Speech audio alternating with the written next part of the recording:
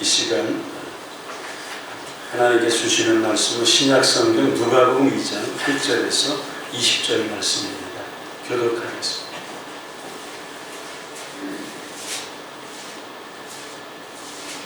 그 지역의 목자들이 밤에 밖에서 자기 양떼를 지키더니 주의 사자가 옆에서 주의 영광이 그를 두루 비추매 그게 무서워하는지라. 천사가 이르되 무서워하지 말라. 보라, 내가 온 백성에게 미칠 그 기쁨의 좋은 소식을 너에게 전한다. 오늘 다윗의 동네에 너희를 위하여 부자가 나셨으니 곧 그리스도 주시니라. 너희가 가서 강보에 쌓여 구유에 누워있는 아기를 보리니 이것이 너희에게 표적이니라 하더니 보려니 수많은 천군이 그 천사와 함께 하나님을 찬송하여 이르되 지극히 높은 곳에서는 하나님의 영광이요 땅에서는 하나님이 기뻐하신 사람들 중에 평화로다 하니라. 천사들이 떠나 하늘로 올라가니 목자가 서로 말하되 이제 베들레헴으로 가서 주께서 우리에게 알리신 바 이미 이루어질 일을 보자 하고 빨리 가서 마리아와 요셉과 구유에 누인 아기를 찾아가서 또 천사가 자기들에게 이 아기에 대하여 말한 것을 전하니 듣는 자가 다 목자들이 그들에게 말한 것들을 놀랍게 여기되 마리아는 이 모든 말을 마음에 새기어 생각하니라. 다 같이 목자들은 자기들에게 이르던 바와 같이 듣고 본 그 모든 것으로 인하여 하나님께 영광을 돌리고 찬송하며 돌아가니라. 아멘. 메리 크리스마스. 메리 크리스마스. 복된 성탄절 되시기를 바랍니다. 아멘. 옆에 있는 분에게 복된 성탄 되세요. 그렇게 한번 인사하겠습니다.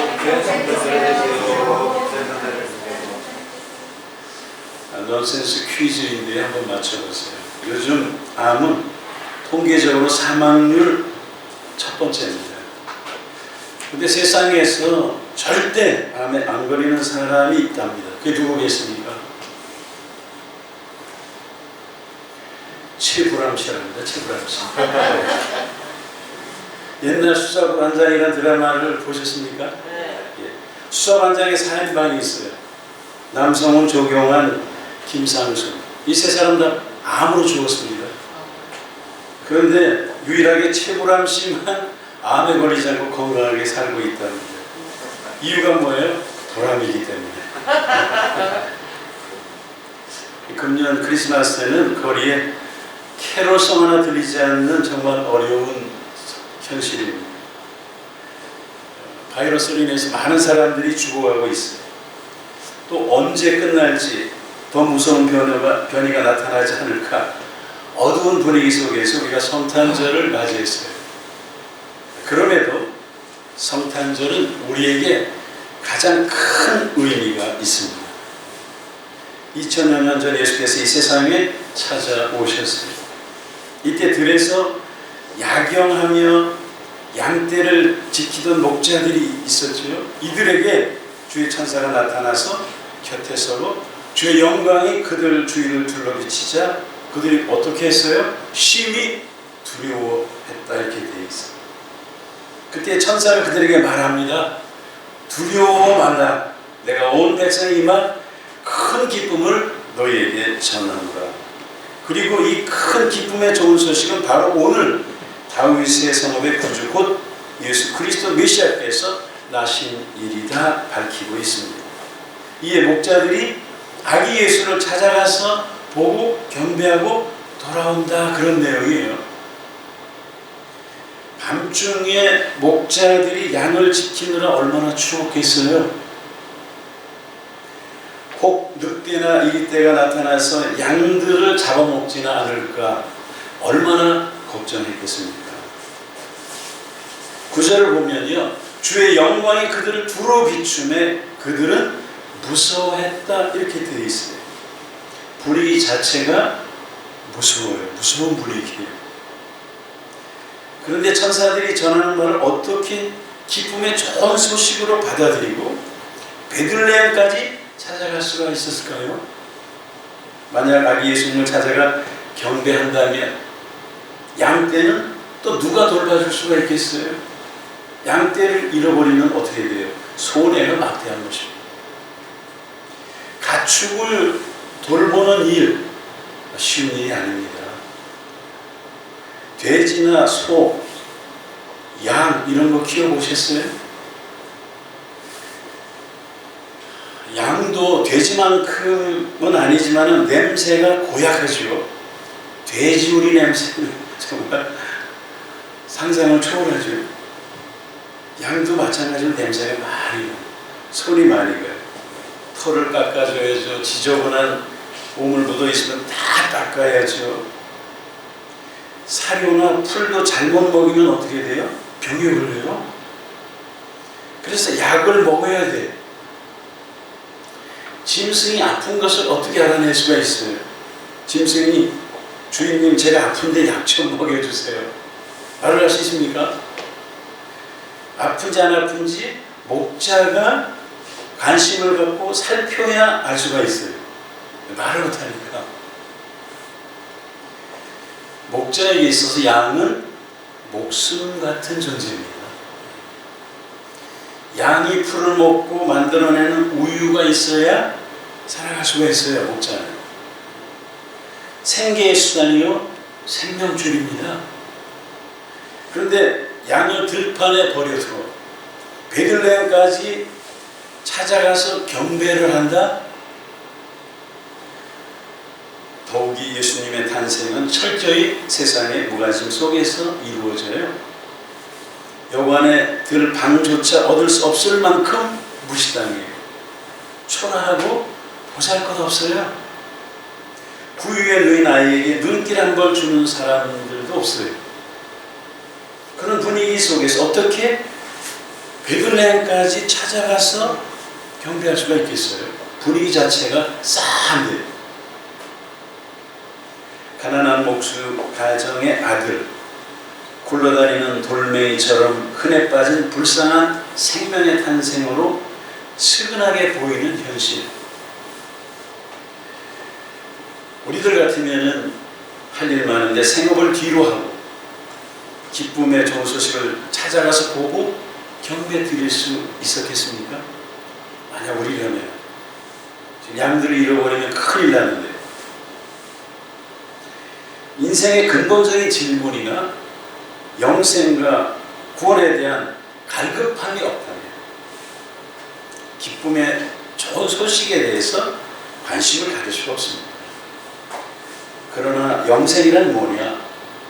삶이란 뭐냐? 어디에서 온 거냐? 어디로 가는 거냐? 먹고 사는 게 내게 무슨 의미가 있느냐? 이런 근본적인 문제를 많이 생각하고 구원 얻기를 원한다면 큰 기쁨의 좋은 소식을 갈망하고 기대할 수밖에 없죠. 말씀이신 하나님께서 무엇 때문에 하늘의 영광을 다 버리고 낮고 낮은 이 세상에 찾아오셨겠어요? 무엇 때문에 찾아오셨어요?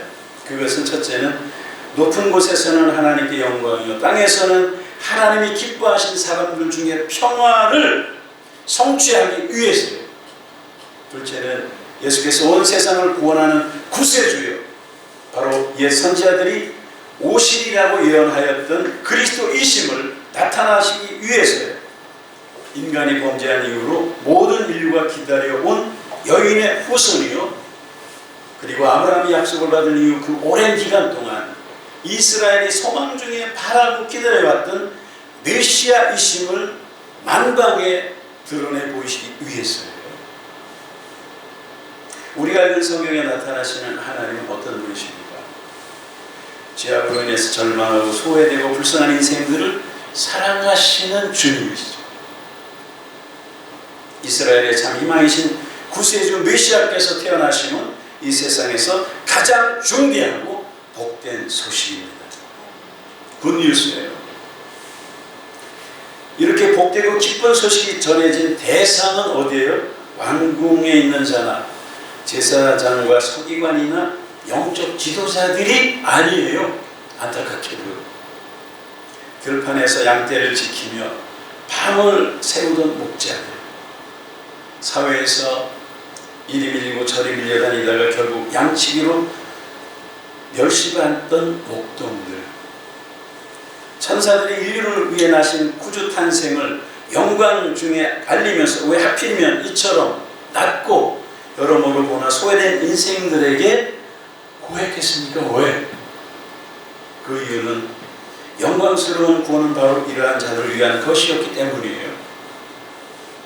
이와 같이 절망적인 비참함과 영적 가난 속에서 울부짖는 사람들에게 큰 기쁨의 소식을 주시기 위해서 오신 예수 그리스도, 그날이 곧 성탄절이에요. 성탄절. 사랑의 예수 그리스도, 구원의 하나님께서 목자들을 하여금 어떻게 기쁨의 좋은 소식을 가져오신 아기 예수를 찾아가서 경배하도록 역사하셨습니까? 예수께서 태어나시면 그 뜻이 분명해요. 하나님께서는 당신 자신의 영광을 드러내시며 우리에게 평안을 주시고자 의도하셨어요. 이를 받아들이는 사람에게는 큰 기쁨의 좋은 소식이에요. 하지만 받아들이지 않는 사람들에게는 재앙이 되는 것입니다. 당시 헤롯이나 정치, 종교 지도자들, 자신들의 영광을 구하며 자신들의 욕심을 채우기 위해서 예수를 잡아 죽이려고 하는 상황이에요. 첫째로, 그러면 하나님은 목자들로 하여금 예수 그리스도가 필요한 사람들이 되도록 역사하세요. 어느 시대나 그래요. 예수를 믿든지 안 믿든지 가장 관건이 되는 것은 예수께서 필요하냐예요. 예수님이 정말 필요하다고 느낀다면 큰 은혜, 큰 지혜, 행운입니다. 하나님께서는 목자들에게 자신들의 삶에 정말 예수님이 필요함을 느끼도록 역사하셨어요. 그래서 다 놔두고 가는 거예요. 찾아가는 거예요. 양떼를 잃어버릴지라도 가서 보고 경배해야 되겠다. 지금 중요한 게 뭐예요? 생업보다 더 중요한 게 예수를 찾아가는 일이에요. 그만큼 고민을 많이 한 거예요. 그만큼 무슨 일이 있어도 아기 예수를 찾아야 되겠다. 왜? 그건 삶 전체이기 때문에. 그래서 찾아가는 거예요. 그동안 얼마나 고민을 많이 했겠어요. 인생이 이게 아닌데 그런 고민을 하고 또 했어요. 오늘 본문에 듣고 찾아가기까지의 그들의 그 내적인 고민, 그런 건 여기 안 나와요. 그러나 묵상을 통해서 알 수 있는 거 아니에요. 생각해요. 왜 찾아갔겠어요? 그 가난한 사람들이. 바로 예수가 없으면 안 되겠다고 하는 그런 것들 하나님이 그 신령히 부어주셨습니다.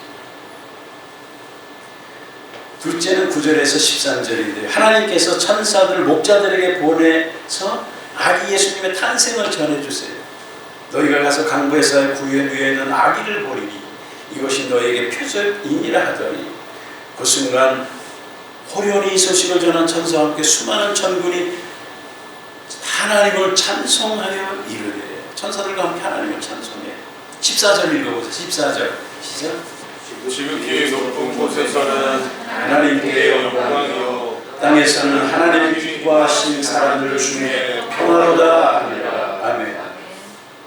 이제 탄생하신 아기 예수를 통해 지극히 높으신 하나님의 영광이 드러날 것이요 그가 이루신 일을 통하여 하나님의 무한하신 사랑과 긍휼이 나타날 것이요 땅에서는 하나님의 기뻐하심을 입은 자들, 그의 은혜를 입은 자들에게 세상이 줄 수 없는 참된 평강이 베풀어질 것을 알려주시잖아요.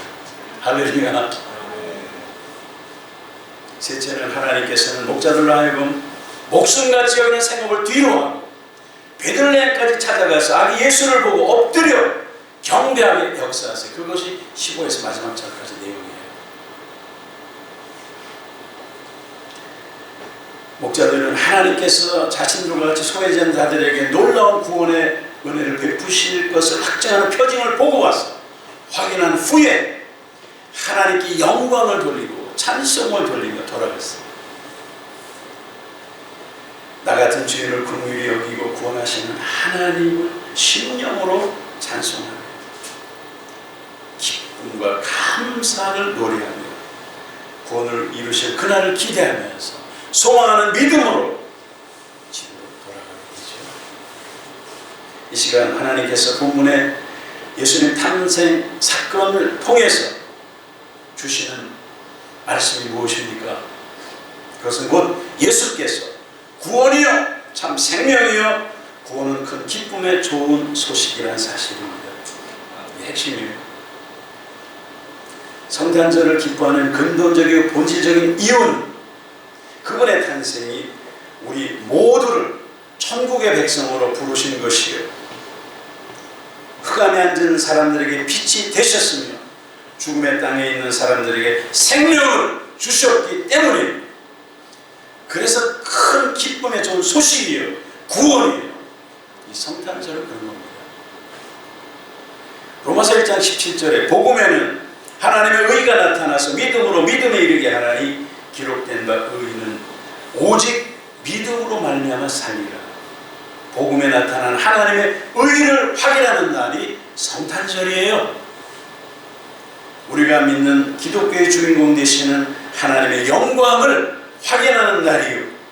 우리가 믿고 고백하고 부름받은 그 은혜의 깊고 부유한 사랑을 확인하는 날입니다. 그것은 다른 무엇과도 비교할 수 없고 대체할 수도 없어요. 그것이 곧 주의 구원을 크게 기뻐하는 목자들의 모습 속에서 나타납니다. 목자들은 천사들로부터 큰 기쁨의 좋은 소식을 전해 들었을 때에 기꺼이 생업을 다 제쳐두고 아기 예수님을 찾아가 직접 보고 확인하고 경배를 드려요. 우리들도 구원받은 사람입니다. 큰 기쁨의 좋은 소식을 들은 사람들이 그렇다면 우리는 좀 힘든 부분을 감수하고서라도 예수님을 찾아가서 경배 드리고 또 경배를 드려야 마땅한 거예요. 예수님이 태어나신 때는 이스라엘 민족이 국가적으로 메시아의 오심을 기대하고 기대하던 때예요. 그러나 막상 메시아 예수께서 오셨음에도 아무도 반가워하지를 않았습니다. 우리가 아는 대로 예수님은 베들레헴의 한 마곡간에서 태어나셨어요. 그분을 경배하러 온 사람들 머리에서 찾아온 동방박사들과 양을 치던 목자들이 전부. 심지어 헤롯은 아기 예수를 죽이려고 했어요.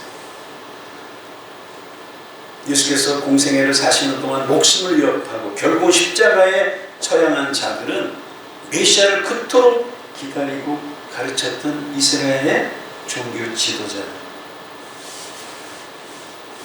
지도자들이 예수를 죽입니다. 어떻게 이런 일이 일어날 수 있었겠어요? 어떻게?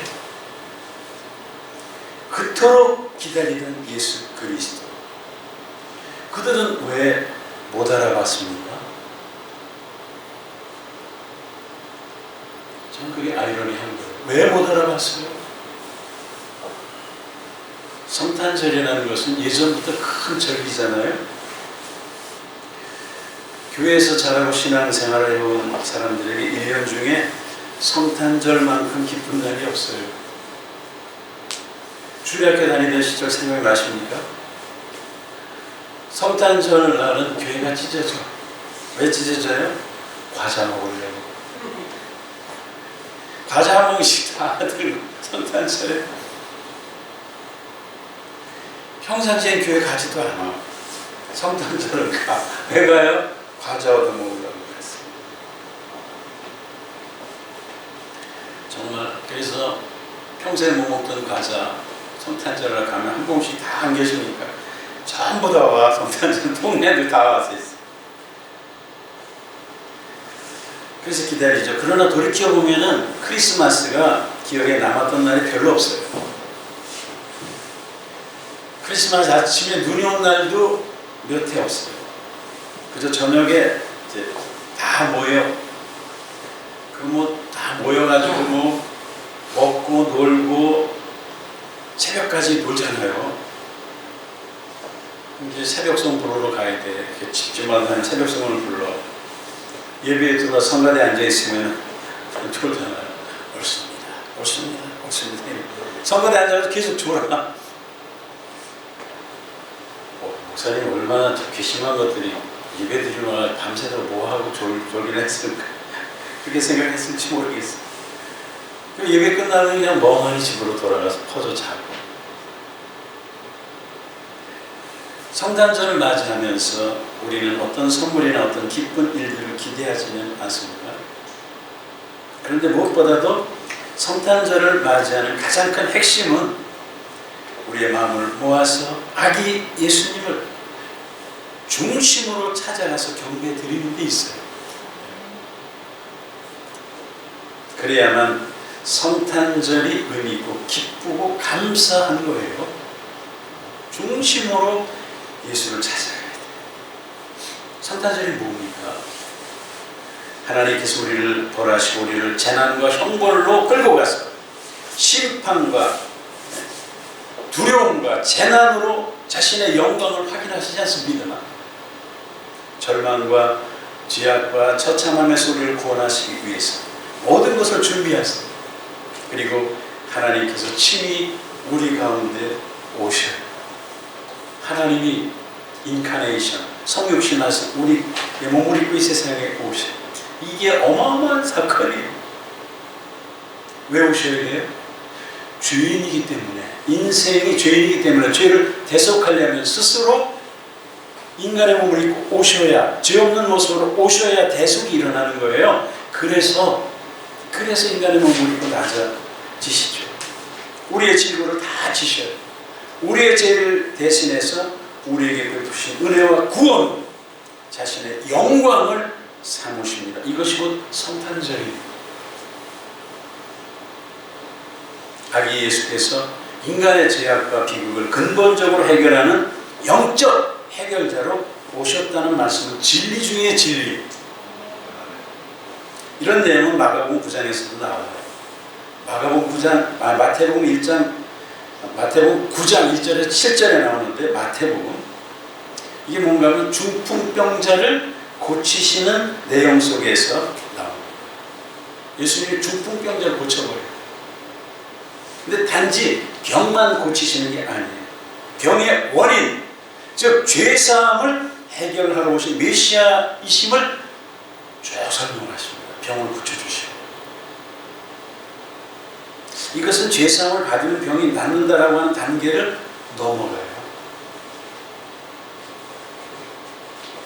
이는 예수님의 탄생에 목자들이 찾아간 것과 같이 예수님을 우리 인류의 비극의 원인을 해결하러 오신 분이심을 설명하고 있는 부분입니다. 이 마태복음 9장 1절 7절 중풍병자 고치는 사건 말이에요. 예수께서는 인간의 죄를 해결하기 위해서 오셨어요. 증상을 해결하러 오신 아니에요. 병을 해결하러 오셔요. 그 근본 원인을 해결하러 오셨기 때문에 로마 황제가 되지 않고 십자가를 지고 죽으시는 거예요. 모든 성도들은 예수 그리스도를 믿음으로 구원을 받습니다. 예수님의 십자가의 뒤를 따르는 사람으로 성탄을 맞이하고 그런 신앙생활을 이해하고 실천할 책임을 지고 있어요. 우리가 진정 성도답게 살아가며 이 사회에 헌신적이고 희생적으로 봉사한다고 해도 이 시대와 사회는 변하지 않을 것입니다. 그러나 변화는 오직 예수 그리스도 안에서 가능합니다. 어느 시대나 그렇듯이 이 세상을 살아가는 동안에 인류 역사가 평화로운 시대는 없었습니다. 두려움, 전쟁, 기근, 천재지변과 같은 어려운 때는 물론이요, 평화로운 때는 사람들이 저지르는 탐욕과 부패로 인해서 인류는 한 번도 진정한 평화를 누려본 적이 없어요. 여기에 대한 유일한 해답은 오직 예수 그리스도 외에는 없습니다. 예수님만이 문제에 대한 해답이 있어요. 질병을 없애고 싸움을 없애고 탐욕을 없애고 죄를 없애는 싸움이 아니에요. 언제나 죄인을 고치시는 싸움이에요. 목자들은 천사들의 찬송을 들었어요. 목숨 같은 생업을 놔두고 베들레헴으로 가서 아기 예수를 찾아 경배하고 다시 가서 양치기 하다가 죽었겠지요. 그렇다면 천사들이 전해준 큰 기쁨의 좋은 소식이 하나님께는 영광이요 땅에는 평화인 이 놀라운 예수 그리스도의 탄생과 예수님을 보내신 하나님의 은총은 목자들에게 어떻게 실현되고 있는 것입니까? 그들은 사회적 신분이나 그들이 처한 환경에서 어떤 변화도 허락받지 못했어요. 그러면 그들은 천사들이 전해준 기쁜 소식을 확인했고 아기 예수님을 찾아가서 만났습니다. 이것이 어떻게 기쁜 소식이며 어떻게 사람들에게 평화가 되고 하나님께 영광이 되는 것입니까? 이것이 기독교 신앙에서 가장 중요한 핵심은 뭐예요? 죄 문제예요. 죄 문제. 죄에 관한 문제를 제쳐놓고서는 하나님의 존재와 예수 그리스도의 탄생의 필요성을 말할 수가 없어요. 인간이 태어나서 생각하고 행동하기 전에 아이들도 죽어요. 어떻게 아이들이 죽을 수 있을까요? 이를 보고 로마서에서 바울은 우리가 죄인으로 태어났기 때문이라고 증명한 것은 정말 의미심장한 것입니다. 죄인으로 태어났기 때문에 아이들도 죽는다. 인간이 악한 생각이나 악한 행동을 할 지식과 힘을 갖기 전에 사망에 노출되어 있어요. 왜 그래요? 죄인으로 태어난 탓이에요. 죄인으로. 그래서 아이들이 무슨 죄가 있어요? 근데도 죽습니다. 예수께서 이 땅에 왜 오셨어요? 인간이 죄를 지었으므로 하나님의 법을 지킬 만한 능력과 마음이 없어요. 하나님의 은혜를 우리를 꺼내주시지 않는 한 스스로 못 얻을 수 없기 때문에 바울은 이것을 뭐라고 정의했느냐? 이신칭의 믿음으로 의롭게 돼야만 구원받는다. 그렇게 정의를 내렸습니다. 기독교 신앙은 하나님이 누구시며 예수께서 왜 오셔야 했는가 분명하게 인식하지 않고는 구원받을 수가 없는 것이죠. 성탄절은 세상의 조건들을 말미암아 영향을 받을 수 없습니다.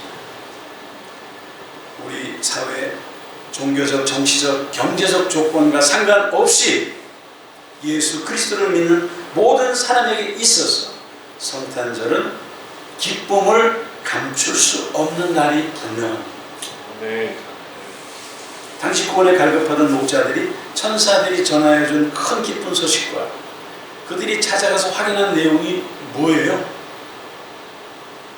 그들이 확인한 것은 높은 곳에서는 하나님께 영광이요 땅에서는 하나님이 기뻐하신 사람들 중에 평화입니다.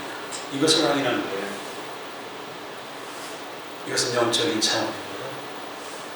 하나님을 누리는 화목, 죄와 저주와 사망에서의 완전한 해방, 그들의 사회적인 조건과 환경이 변하는 것이 아니라 하나님과 뭘 누려요? 화목을 누려요. 하나님과 함께졌어요. 하나님이 우리를 용서하시고 그분의 자녀를 부르신 것에 대한 하나님의 높으신 것을 확인했어요. 그래서 하나님께는 영광이요 그렇게 해서 얻게 된 영적인 차원의 심령의 큰 평화를 얻습니다.